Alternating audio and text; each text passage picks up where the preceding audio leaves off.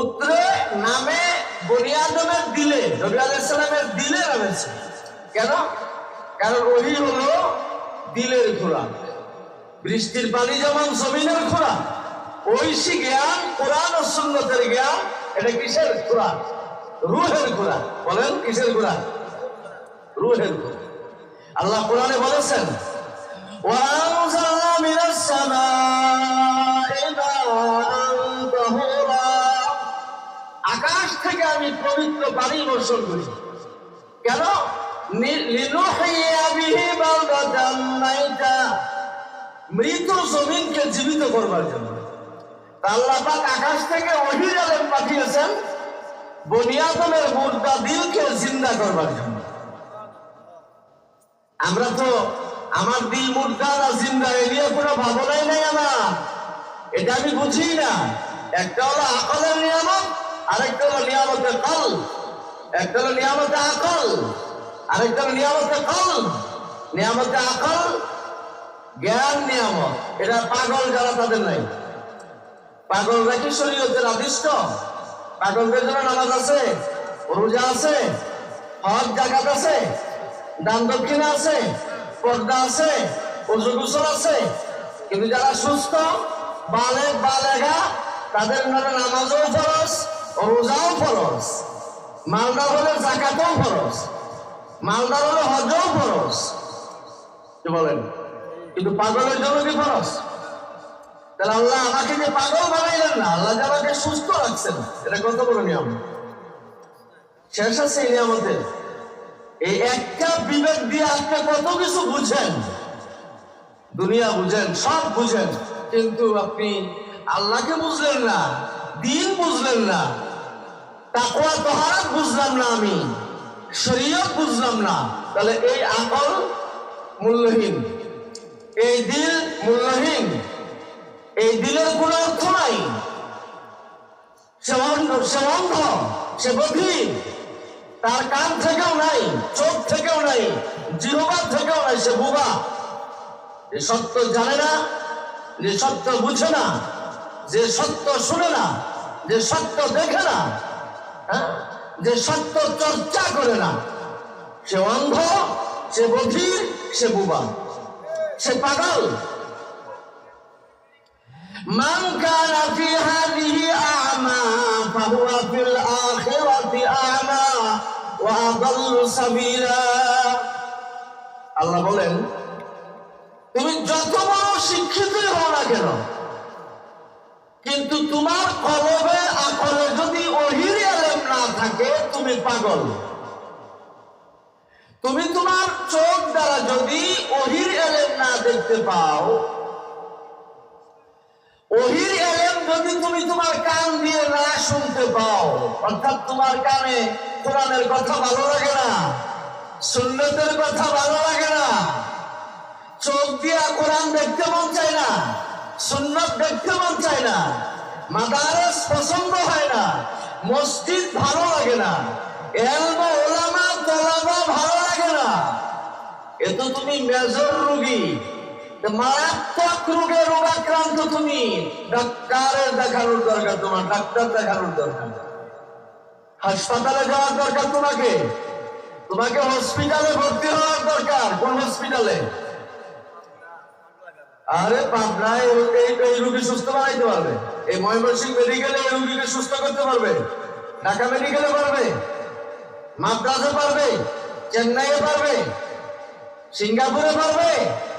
এই সমস্ত রোগীকে সুস্থ বানাবার জন্যই তো মাদারেসে দেওবন্দিয়া, এই সমস্ত রোগীদেরকে সুস্থ করবার জন্যই তো খানকা, হাক্কানি পীর মাশায়েখদের খানকা, বুজুর্গানে দ্বীনের সঙ্গে সোহবত। কি বলেন? তাহলে সুস্থ হবে এই রোগী। কোরআন ভালো লাগে না, সুন্নাত ভালো লাগে না, দিন ভালো লাগে না তার কাছে। তাহলে কেমন কলমওয়ালা মানুষ কাছে, কেমন আকলওয়ালা মানুষ কাছে বলেন আপনি? এই সমস্ত মানুষ দিয়ে তো আল্লাহ জাহান্নাম বলবেন, ঠিক না? আল্লাহ তো এই কথাই বলেছেন, এই দুনিয়াতে যারা অন্ধ থাকবে, আখিরাতেও তারা অন্ধ। দুনিয়াতে যারা কানা, তারা আখিরাতেও কি এটা আমার অর্থ এটা বুঝবেন না যে দুনিয়াতে যে আসলে এই চোখ কানা, তারাও পরকালে এই চোখ কানাই থাকবে, এই না। এখানে কানা কানা দুই কানা। বলেন অন্ধ অন্ধ কয় অন্ধ? একটা হলো অন্তরের চোখ অন্ধ। অন্তরের চোখ দিয়া কোরআন দেখতে ভালো লাগে না, এটা তো চর্ম চোখ। ওই চোখ যদি অন্ধ থাকে ওইটা বড় কানা। বড় বড় ব্যারিস্টার, ডক্টর, ডাক্তার, বড় বড় শিক্ষাবিদ, অনেক লম্বা চৌড়া সার্টিফিকেট ওয়ালা মানুষ, কোয়ালিফাই। আরে বাপরে বাপ, ক্যামব্রিজের লেখাপড়া করা। আবার ওদিক দিয়ে আপনার আরেকটা কি আছে, অক্সফোর্ডের লেখাপড়া করা। তাদের চোখ নাই কি? চোখ আছে না, কিন্তু কোন চোখটা নাই? যাদের কাছে টুপি ভালো লাগে না, পাঞ্জাবি ভালো লাগে না, পাগড়ি পছন্দ হয় না, জুব্বা পছন্দ হয় না, ফাড়া জামা ভালো লাগে না, হাতে চাকরির উপরে লুঙ্গি পরা পায়জামা পরা ভালো লাগে না, মেয়েদের পর্দা করা ভালো লাগে না, মেয়েদেরকে ঘরে থাকাটা ভালো লাগে না, মাদ্রাসা ঘন ঘন হোক, দিনী মাদ্রাসা, দেওবন্দি মাদ্রাসা, দেওবন্দি মাদ্রাসা। দেওবন্দ মাদ্রাসা প্রতিষ্ঠিত হয়েছে দুনিয়া থেকে বাতিলকে উৎখাত করবার জন্য। দুনিয়া থেকে বাতিলকে উৎখাত করবার জন্য দারুল উলুম দেওবন্দ প্রতিষ্ঠিত হয়েছে। সুবহানাল্লাহ বলেন। দারুল উলুম দেওবন্দ হলো ইউনিভার্সিটি। গোটা পৃথিবীতে এটা ব্যতিক্রম ইউনিভার্সিটি, জামিয়া, আরবিতে জামিয়া বলা হয়। এখানে শিক্ষায় শিক্ষিত যারা, তারা মদিনার শিক্ষায় শিক্ষিত, তারা মক্কার শিক্ষায় শিক্ষিত, তারা কোরআনের শিক্ষায় শিক্ষিত, তারা সুন্নতের শিক্ষায় শিক্ষিত, অরিজিনাল শিক্ষিত এরা।